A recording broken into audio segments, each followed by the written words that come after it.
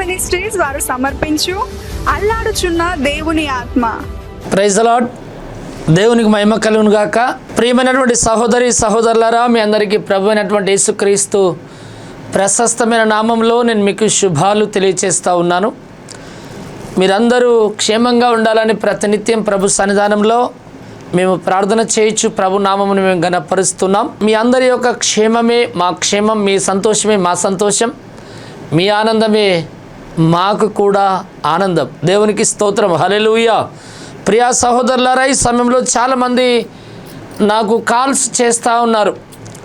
మేము చెప్పే వాక్యాన్ని చాలామంది వింటూ, మేము పాడే పాటలు చాలామంది వింటూ సంతోషిస్తూ నాకు ఫోన్ చేస్తూ ఉన్నారు.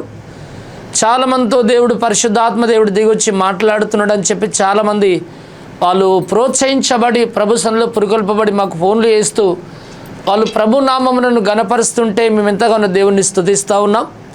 చాలా సంతోషం. ఇన్ని అద్భుతాలు చేసినటువంటి దేవుడికి నిత్య మహిమ కలుగును గాక.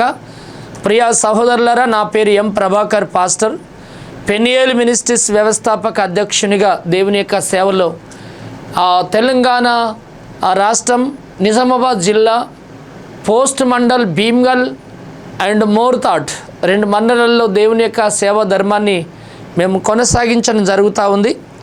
అదే కాకుండా మ్యారేజ్ రిజిస్టర్గా దేవుని యొక్క సేవను మేము చేస్తున్నాం. ఈ రీతిగా దేవుడు మా ద్వారా చాలా స్థలాల్లో అద్భుతాలు చేసి అనేకమైన కార్యాలు దేవుడు జరిగిస్తూ ఉన్నాడు. 4 సంఘాల్లో సేవ పరిచర్య జరిగిస్తూ ఉన్నాడు. అదే కాకుండా నిజామాబాద్ జిల్లా పోస్ట్ మండల్ మోర్తాడ్లో కొన్ని వేల మంది ఆరాధించే దేవుని యొక్క మందిరాన్ని దేవుడు కట్టుకుంటున్నాడు. మీరందరూ ఆ పరిసర ప్రాంతాల్లో ఉన్నటువంటి ఎవరైనా సరే మీరు అక్కడికి రావచ్చు. ఏ ఆరాధనకి ఎక్కడికి వెళ్ళకున్నట్లయితే, ఎక్కడికి వెళ్ళడం మీకు ఇష్టం లేకపోతే మీరు అక్కడికి రండి. ప్రతి ఆదివారం ప్రొద్దున 12 గంటల నుండి మధ్యాహ్నం 3 గంటల వరకు అక్కడ ఆరాధన జరుగుతూ ఉంది. చాలామంది ఆ స్థలానికి వచ్చి బాగుపడుతున్నారు. సంతానం లేని వారికి సంతానం అవుతుంది. అదే కాకుండా ఉద్యోగులు లేని వారికి ఉద్యోగులు దొరుకుతూ ఉన్నాయి. అప్పులు సమస్యలు ఉన్న వారికి విడుదల కలుగుతుంది. రోగ పీడితులైనటువంటి వారు బాగుపడుతున్నారు. దయ్యాలు మంత్ర శక్తులు తొలగిపోతున్నాయి. లెక్కలేని అద్భుతాలు ఆ స్థలానికి వచ్చినప్పుడు దేవుడు జరిగిస్తున్నందుకు దేవునికి స్తోత్రం. హల్లెలూయా. దేవుని మందిరం కొరకు స్పాన్సర్ చేయాలని అనుకున్న వారు పెనియేల్ ప్రార్థన మందిరం మోర్తాడ్లో అక్కడ కట్టబడుతుంది. మా యొక్క ఫోన్ నంబర్ కానీ మా యొక్క బ్యాంక్ అకౌంట్ కాకుండా ఫోన్పే నెంబరు స్క్రీన్ మీద దాంట్లో ఉంటుంది. ఆ 9908771146 అనే నెంబర్లో మీరు ఫోన్పేకు చేయొచ్చు. ఈరోజు దేవుని యొక్క వాక్యాన్ని మీ ముందు అందించడానికి దేవుడు కృప చూపించాడు. చాలామంది ఇటు వాక్యాన్ని చెప్పడానికి, ఇటు యొక్క సాక్ష్యాన్ని చెప్పడానికి, పంచుకోవడానికి చాలామంది నిరుపేదలైనటువంటి వారు మాకు సహకరిస్తూ ఉన్నారు. ఫాస్టర్ గారు, ఈ వారం నేను స్పాన్సర్ చేస్తాను. ఫాస్టర్ గారు, నేను 2 వారాలకు స్పాన్సర్ చేస్తాను. ఫాస్టర్ గారు, నేను 3 వారాలకు చేస్తాను. ఫాస్టర్ గారు, నేను నెలకు చేస్తాను, 4 వారాలకు చేసేస్తున్నాను. ఫాస్టర్ గారు, నేను 2 నెలలకి నేను చేస్తున్నాను అని చెప్పి చాలామంది స్పాన్సర్ చేస్తూ ఆ దేవుని యొక్క ఆశీర్వాదాలు పొందుకుంటున్నారు. ప్రియ సోదరుడా, ఈ యొక్క వాక్యానికి ఈ రీతిగా ప్రకటిస్తున్నామంటే దీని వెనుకలు ఎంతోమంది ప్రయాసం, కూలీనాలు చేసుకుంటున్నటువంటి వాళ్ళు, అదే కాకుండా వ్యవసాయం కూలీ చేసుకుంటున్నటువంటి వారు, ఉద్యోగం చేసుకుంటున్నటువంటి వారు, ఉన్నవారేం లేని వారేమి, ధనికులేమి ఆ ధనవంతులేమి, ఎటువంటి వారైనా ప్రతి ఒక్కరూ సహకరిస్తూ చేస్తూ ఉన్నారు. మీరు కూడా సహకరించాలనుకుంటున్నారా? మీరు కూడా స్పాన్సర్ చేయాలనుకుంటున్నారా? ఈ వాక్యాన్ని చెప్పినప్పుడు బ్రదర్, ఆ యొక్క పవన్ కళ్యాణ్ అని చెప్పి ఒక బ్రదర్ ఆ మెడిచల్ ప్రాంతంలో ఉంటారు ఆయన. అయితే ఆయన గారు ఈ వాక్యాన్ని విని వెంటనే వారు కూడా ఒక స్పాన్సర్ చేశారు. దేవుడు వారిని, వారి కుటుంబాన్ని, వారి కుమారుని దేవుడు ఆశీర్వదించును గాక. వారు చేస్తున్న వ్యాపారంలో దేవుడు అత్యధికమైనటువంటి మేలులు, అతి శ్రేష్టమైన దీవెనల చేత వారిని, వారి కుటుంబాన్ని దేవుడు నింపును గాక. దేవునికి స్తోత్రం. మీరు కూడా ముందుకు రండి. బైబిల్ గ్రంథం చెప్తా ఉంది, ఇయ్యుడి మీకు ఇవ్వబడును, ఎట్టి కొలతతో మీరు ఇస్తారు, అట్టి కొలతతో మీరు పొందుకుంటారు. ఇచ్చినవని దేవుడు ఎప్పుడు కూడా విడిచిపెట్టే దేవుడు కాదు. ఇచ్చిన వాడికి దేవుడు ఇస్తాడు, ఇచ్చినవని దేవుడు ప్రేమిస్తూ ఉంటాడు. మీరు అలా ఇవ్వండి, దేవుని ఆశీర్వాదాలు పొందుకోండి. ప్రార్థన చేద్దాం. దయగలిగినటువంటి మా తండ్రి, నీ ఘనమైన నామానికి స్తుతి కలుగును గాక. నువ్వు మహాదేవుడు, మంచి దేవుడు మాకున్నావు. నీ కోట్ల కోట్ల స్తోత్రాలు, వందనాలు. ప్రభువా, ఈ సమయంలో గతించిన కాలమంతా అనేక రకాలైనటువంటి వర్తమానాల చేత నీ ప్రజలతో మీరు మాట్లాడినారు. ప్రజల నుండి ప్రభు గొప్ప స్పందన ఇచ్చినందుకు స్తోత్రం. యూట్యూబ్ ఛానల్లో మీరుండి అనేకులతో మాట్లాడుతున్నావు, స్తోత్రం. టీవీ ఛానల్లో ప్రభ మల్లాడుచున్న దేవుని ఆత్మని మీరు మాట్లాడుతూ అనేకులను మీరు దర్శించినందుకు స్తోత్రం.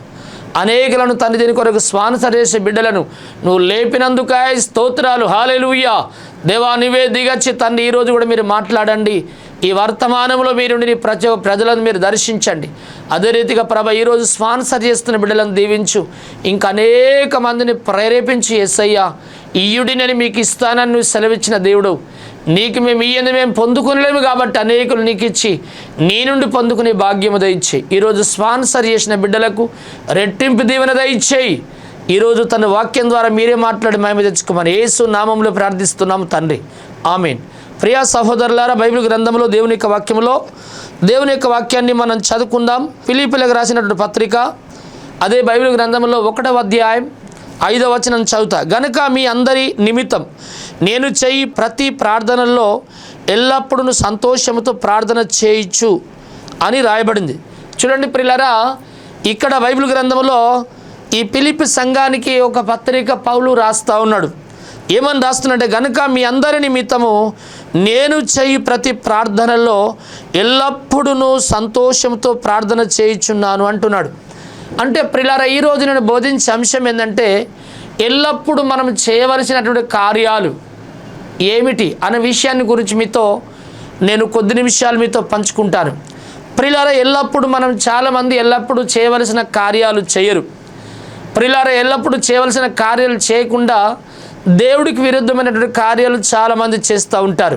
ప్రియులారా, బైబిల్ గ్రంథంలో ఎల్లప్పుడూ మనం చేయవలసిన కార్యాలు కొన్ని ఉన్నాయి.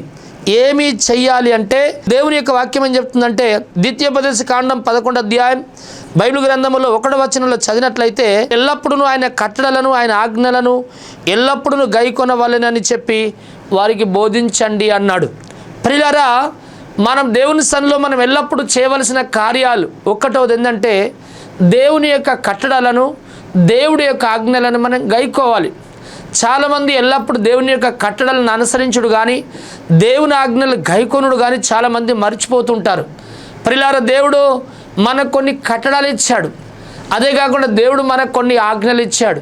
ఆ ఆజ్ఞలు ఏంటి అంటే దేవుడు 10 ఆజ్ఞలు ఇచ్చిండు. నిర్గమకాండం 20వ అధ్యాయం 1 నుండి బైబిల్ గ్రంథంలో 17 వరకు. ప్రియులారా, దేవుడు 10 ఆజ్ఞలు ఇచ్చాడు. 10 ఆజ్ఞలే కాకుండా కొన్ని కట్టడాలు కూడా దేవుడు మనకి ఇచ్చాడు. నియమ నిబంధనలు దేవుడు మనకు పెట్టాడు. ఆ కట్టడలను, ఆ యొక్క దేవుని ఆజ్ఞలను ఎల్లప్పుడూ మనం ఏం చేయాలంటే గైకొనే వారిగా ఉండాలి. ఏదో ఆదివారం వెళ్ళినాం, ఆదివారం చెప్పిన మాటలు విన్నాం, అలా చేయాలని చెప్పి మనం అప్పగించుకున్నాం. మళ్ళీ తర్వాత మందిరాన్ని విడిచి ఇంటికి వచ్చిన తర్వాత ఆ కట్టడాలు అటు మనం ఇటు, దేవుని యొక్క ఆ నీతి నియమాలు అవి అటు మనం ఇటు, అంటే అది సరిపోయింది కాదు. ప్రియులారా, ఎల్లప్పుడూ మనం ఏం చేయాలంటే దేవుని యొక్క కట్టడాలను మనం గైకొనే వారికి ఉండాలి. అదే కాకుండా దేవుని కట్టడాలు దేవుని యొక్క ఆజ్ఞలను ఎల్లప్పుడూ మనం గైకోవాలి. కేవలం ఆదివారమే కాదు, దేవుడు ఏమన్నాడంటే విశ్రాంతి దినాన్ని పాటించు అన్నాడు కదా, అదొకటి మాత్రం పాటిస్తానది కాదు. ప్రియులారా, దేవుడు విశ్రాంతి దినంతో పాటు ఇంకా 9 ఆజ్ఞలు దేవుడు మనకిచ్చాడు. ఆ ఆజ్ఞలు ఎల్లప్పుడూ మనం పాటించేవారిగా, ఎప్పుడు పాటించేవారిగా, ఆయన నియమ నిబంధనలు ఆయన ఆజ్ఞలను మనం పాటించేటటువంటి వారిగా, ఆయన కట్టడలను పాటించే వారిగా ఉండాలని చెప్పి దేవుని యొక్క వాక్యము స్పష్టంగా రాయబడింది. రెండవది ప్రియులారా, బైబిల్ గ్రంథంలో మనం ఎల్లప్పుడూ చేయవలసిన పనులు ఏమిటి అంటే యెహోషువ గ్రంథం 4వ అధ్యాయం 24వ వచనంలో ఎల్లప్పుడూ దేవుని యందు భయభక్తులు కలిగి జీవించాలట. ఎల్లప్పుడూ దేవుని యందు భయభక్తి కలిగి జీవించాలి.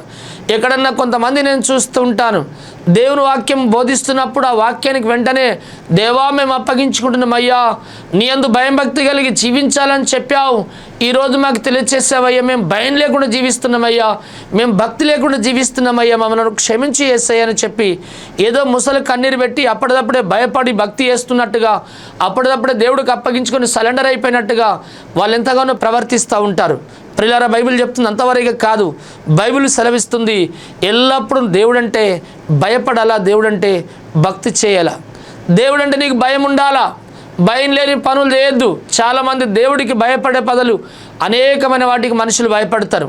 మంత్రాలు చేసేవారంటే చాలా భయం మనుషులకు. అబ్బో ఆయనకు మంత్రం వస్తుందండి, ఆయనతో మాట్లాడడానికి భయపడుతూ ఉంటారు. అదే కాకుండా ఈ సోద చెప్పే వారి కంటే చాలామంది భయపడుతూ ఉంటారు. ఓ నిజంగా సోద చెప్తున్నారు, అది సరైనది కదబ్బో, అది సోద చెప్పినంటే మామూలు విషయం కాదని చెప్పి సోద చెప్పే వాళ్ళకి భయపడుతూ ఉంటారు. అదే కాకుండా పాములంటే భయపడుతూ ఉంటారు, తేళ్ళంటే భయపడుతూ ఉంటారు, ప్రిలార రోగాలంటే భయపడుతూ ఉంటారు, ప్రిలార దయ్యాలంటే భయపడుతూ ఉంటారు, భూతాలంటే భయపడుతూ ఉంటారు. ప్రిలార బైబిల్ సెలవిస్తున్న దేవుని యొక్క వాక్యంలో మీ దేహాన్ని చంపేవాడికి భయపడకండి, కానీ మీ దేహమును మరియు మీ ఆత్మను చంపి నిత్య నరకాగ్నిలో పడేసేటట్టు పడద్రోచేవానికి మరి ఎక్కువగా భయపడండి అని దేవుడు అన్నాడు.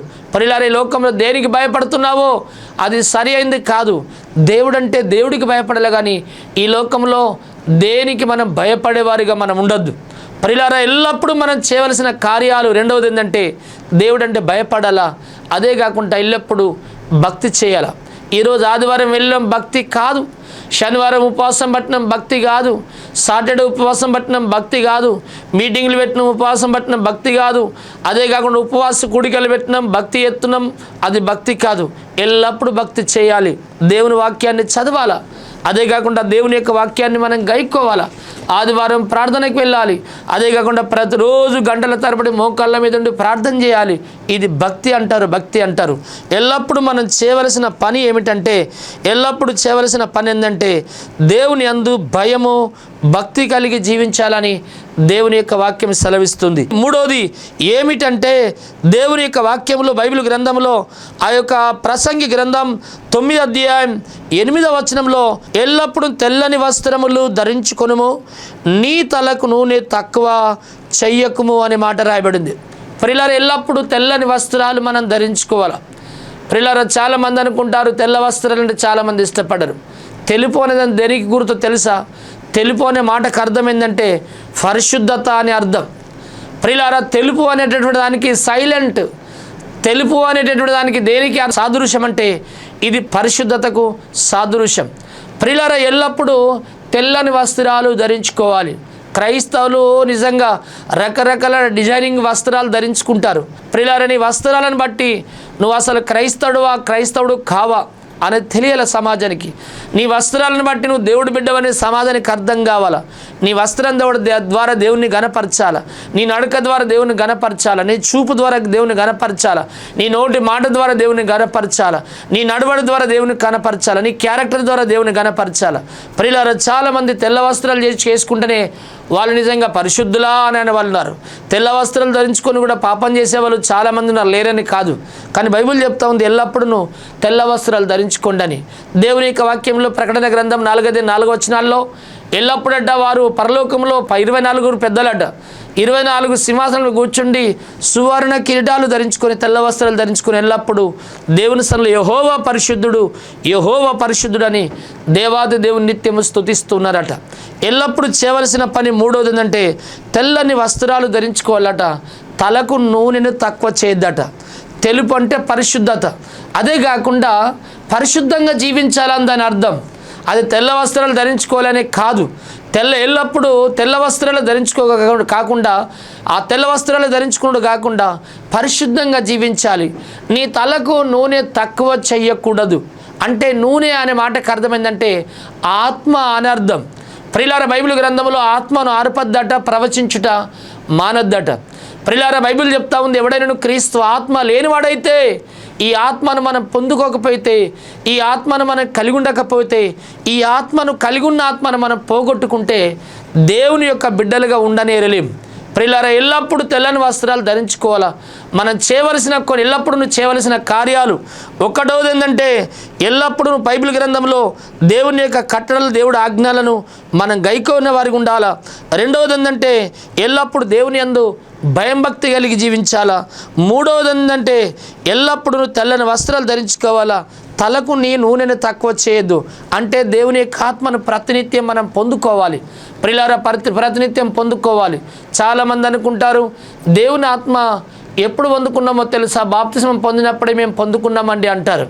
ఎందుకు ఎట్లా పొందుకున్నారు అంటే మత్తయి సువార్త 3వ అధ్యాయం 16 నుండి కొన్ని వచనాల వరకు యేసుక్రీస్తుల వారు భక్తుడైనటువంటి బాప్తిస్మం ఇచ్చే యోహాను చేత యోర్దన్ నదిలో బాప్తిస్మం పొంది ఆయన ఒడ్డునకు వస్తున్నప్పుడు పరిశుద్ధాత్ముడు ఆకాశం తెరవబడి ఆ పావుర ఆకారంలో వచ్చి యేసు ప్రభు మీద వరాలినప్పుడు ఆ ఆత్మను పొందుకున్నటువంటి వాడే యేసుక్రీస్తుల వారు అరణ్యంలో కొనుపబడి 40 రాత్రులు 40 పగళ్ళు నిజంగా అడవి మృగాల మధ్య జీవించిందని దేవుని యొక్క వాక్యం చెప్తుంది కదా. మేము బాప్తిస్మం పొందినప్పుడే మేము పరిశుద్ధాత్మను పొందుకున్నామంటారు. అదే కాకుండా దేవుడు యేసుక్రీస్తుల వారికి కూడా తన శిష్యులను తీసుకుని వెళ్ళి కొండ మీదకి వెళ్ళి పరిశుద్ధాత్మనైనా పొందుకొని పరిశుద్ధాత్మ లీనమైపోయి ఆ యొక్క తండ్రి అయినటువంటి దేవుడిని ఆయన ఆరాధించినట్టు ప్రార్థించినట్టు దేవుని యొక్క వాక్యం చెప్తా ఉంది.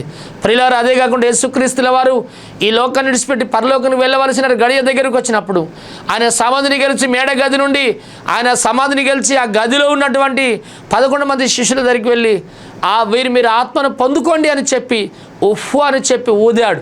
ప్రియులారా, నేను వెళ్ళిన ఆదరణకర్తను మీరు పంపుతానని చెప్పాడు. మీరు ఆదరణకర్తను మీరు కలిగి ఉండండి అని చెప్పాడు. ఎల్లప్పుడూ మనం చేయవలసిన కార్యాలు ఏంటిదంటే మన జీవితాల్లో మనం తెల్ల వస్త్రాలు ధరించుకొనగా పరిశుద్ధంగా జీవించాలా.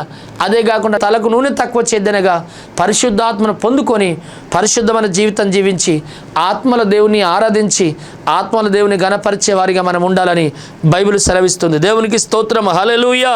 అదే కాకుండా 4వది ఎల్లప్పుడూ చేయవలసినటువంటి పనులు ఏంటంటే బైబిల్ గ్రంథంలో లూకాసు సువార్త 21 అధ్యాయము 36వ వచనాన్ని మనం చదువుకుంటే, కాబట్టి మీరు జరగబో వీటి నెలను తప్పించుకొని మనుష్య కుమారుని ఎదుట నిలవబడుటకు శక్తిగలవారగునట్లు ఎల్లప్పుడూ ప్రార్థన చేయుచు మెలకువగా ఉండుడని చెప్పాను. దేవునికి స్తోత్రం.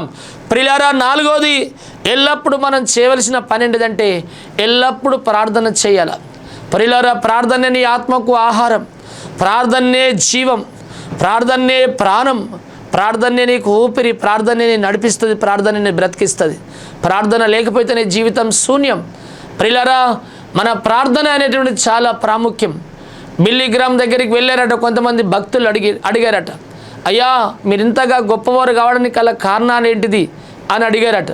అడిగినప్పుడు ఆ వెళ్ళిన భక్తులను బిల్లీ గ్రామ్ గారు అన్నారంట, మీ దగ్గర పెన్ను ఉందా అని అడిగినరట. ఉంది అన్నారట.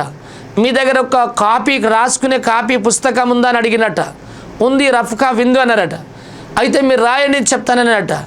అయ్యా మీరు ఇంతగా వర్ధిల్లడానికి గల కారణం ఏంటంటే ఆయన అన్నారట, ఫస్ట్ 1.1 ఏంటంటే ప్రార్థన అని చెప్పి రాయమని చెప్పిండట. వాళ్ళు ఇంతగా గొప్పడు కావడానికి ప్రార్థన కారణమని రాశారట. ఆ తర్వాత 2వది, అయ్యా మీ సంఘం ఇంతగా విస్తరించడానికి గల కారణం ఏంది చెప్పండి అంటే పాయింట్ నెంబర్ 2 మీరు ప్రార్థన అని చెప్పి రాసుకోండి అని చెప్పారట. ఆ తర్వాత అయ్యా మీరు నిజంగా ఏనాడో చనిపోయేవారట, మీరు నిజంగా మీరు దేవుని నమ్ముకుంటే బ్రతికినరట, అసలు ఇలా బ్రతకడానికి గల కారణం ఏంది అని అడిగారట. ఆయన అన్నారట నెంబర్ 3 అంటే రాశారట వీళ్ళు నెంబర్ 3 అని. నెంబర్ 3 ప్రార్థనను రాయండి అన్నాడట. ప్రార్థనను రాశారట.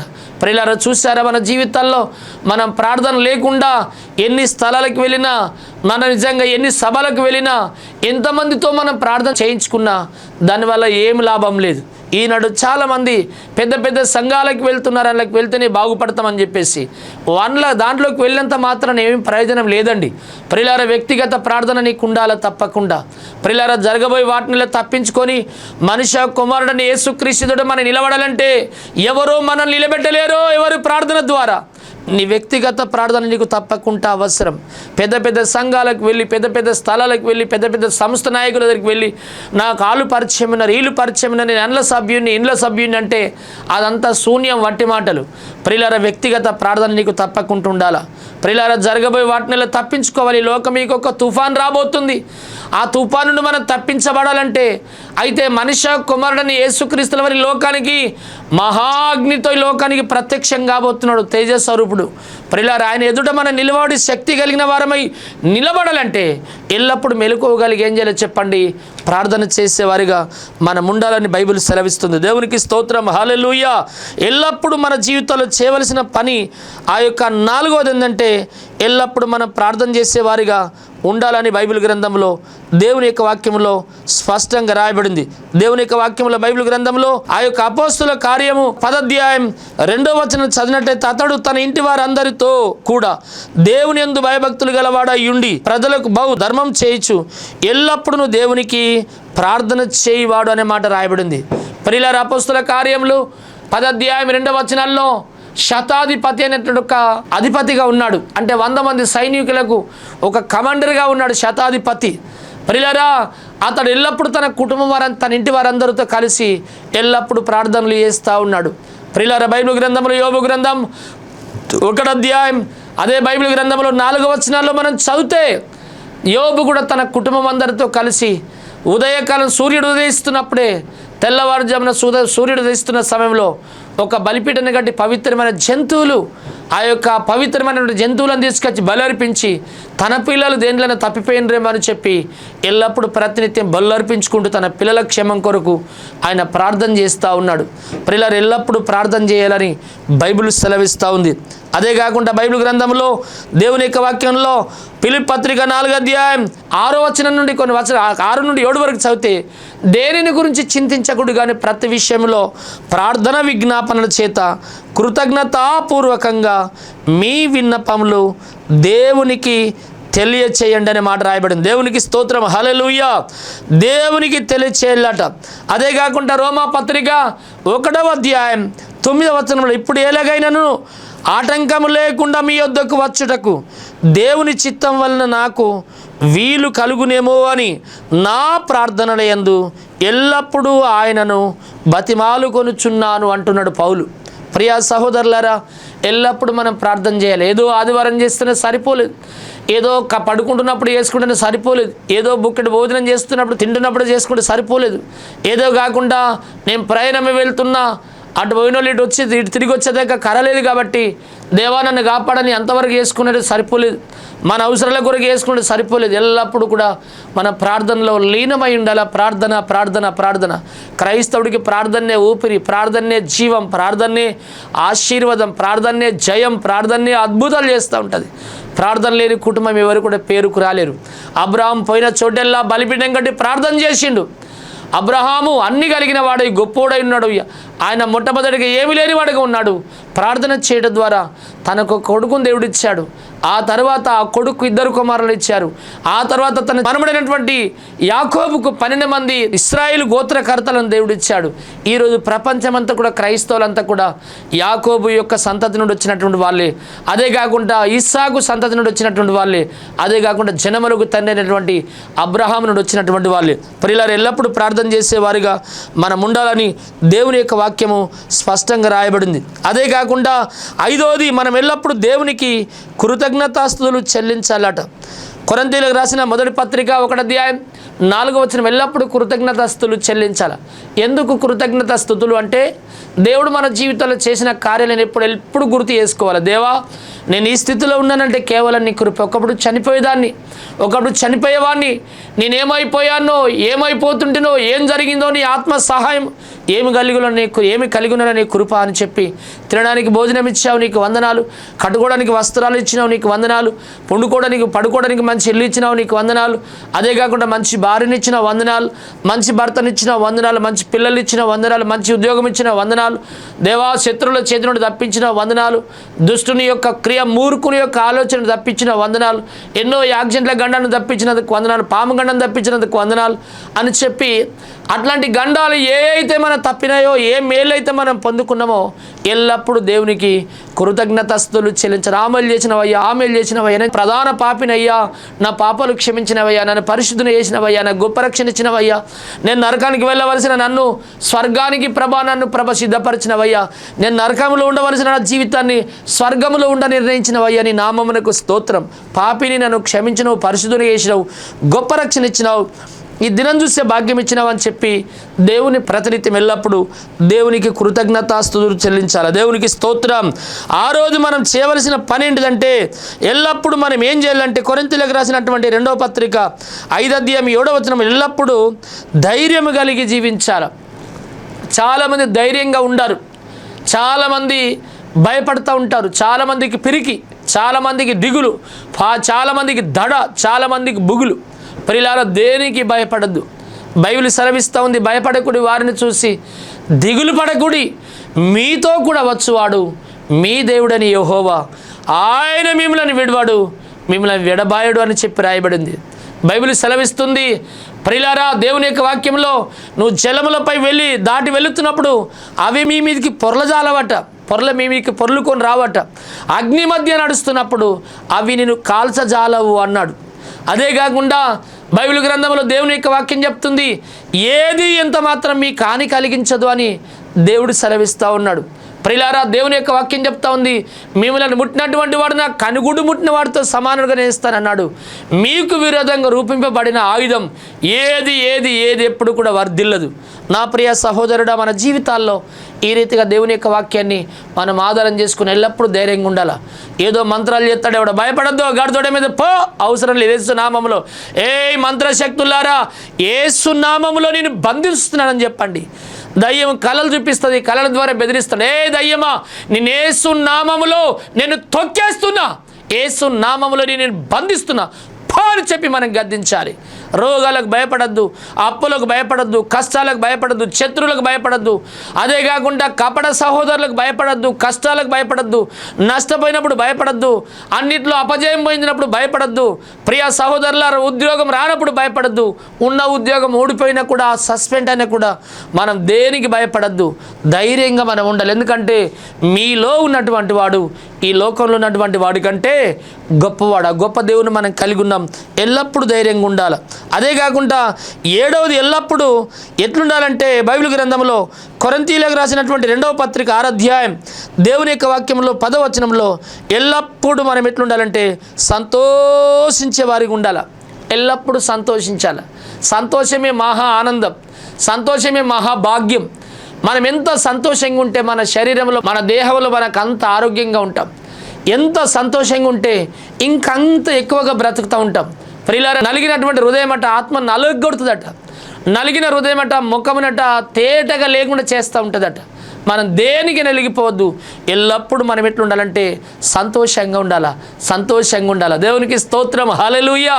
ఎల్లప్పుడూ సంతోషమే సంతోషం, దేవునికి స్తోత్రం. బైబిల్ గ్రంథంలో అదే కాకుండా దయ్యాలు వెళ్ళిపోతున్నాయని చెప్పి, వెళ్ళగొడుతున్నామని చెప్పి మీరు సంతోషించకండి, కానీ పరలోకమందు మీ యొక్క పేర్లు జీవగ్రంథం రాయబడినాయని చెప్పి మీరు సంతోషించండి అని చెప్పి దేవుడు అన్నాడు. నా ప్రియ సహోదరుడా, మన జీవితాలు ఎల్లప్పుడూ మనం సంతోషంగా ఉండేవారిగా మనం ఉండాలని బైబిల్ సెలవిస్తుంది.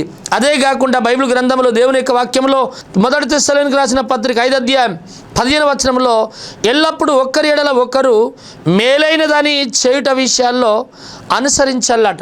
ఒకరికొకరు మనం మేలు చేసేవారికి ఉండాలి, కానీ కీడు చేసేవారికి ఉండద్దు. చాలామందికి కీడు చేయడానికి శాతం అవుతుంది, కానీ మేలు చేయడానికి శాత కాదు. చాలామంది ఆ రీతిగా చేస్తూ ఉంటారు. ప్రియా సహోదరులారా, ఒకరికి మనం మేలు చేసే వారికి ఉండాలా, ఒకరిని మనం ప్రోత్సహించుకునే వారికి ఉండాలా, ఒకరికి మనం ఆదరించే వారిగా ఉండాలా. బైబిల్ సెలవిస్తున్నది. కాబట్టి మీరు ఈ మాటల చేత తెస్సలోనికీయులకు రాసిన 1వ పత్రిక 4వ అధ్యాయం 18వ వచనంలో మీరు ఈ మాటల చేత ఒకరు ఏం చేసుకోవాలో చెప్పండి, ఆదరించుకోవాలని చెప్పి రాయబడింది. ఒక వ్యక్తి కృంగి ఉన్నాడంటే ఇంకొక వ్యక్తి వెళ్ళి ఆ వ్యక్తి మీద రాయి, లప్ప, కట్టెలు, పిడికిలు వేస్తూ ఉంటారు. నువ్వు ఇట్లయినావంటే ఎందుకు రకమైనా తెలుసా, నువ్వు దేవుడి దగ్గర తప్పు చేసినావని చెప్పి. యోబు స్నేహితులు యోబును ఓదార్చడానికి, ధైర్యపరచడానికి వచ్చినటువంటి వాళ్ళు యోబుకున్న కష్టం చూసి, కష్టం నీకు ఎందుకు వచ్చిందంటే నువ్వు దేవుడి దగ్గర తప్పు చేసేదో పాపం చేసినావు కాబట్టి నీకు ఈ కష్టాలు వచ్చినాయి అన్నారు.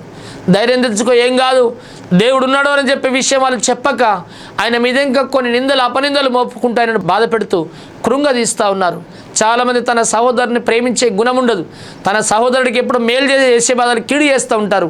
సహోదరుడికి ఎప్పుడు తనను ఆదరించే బాధలు ఎప్పుడు కృంగదీస్తూ ఉంటారు. ప్రియులారా, బైబిల్ గ్రంథంలో ఎల్లప్పుడూ మనం చేయవలసిన పని ఏంటిదంటే ఒకరిలో ఒకరు మేలైనదని చేయట విషయాల్లో మనం అనుసరించే జీవించే ఉండాలి. ఎల్లప్పుడూ మేలు చేస్తూ ఉండాలి, కానీ కీడు చేయదు.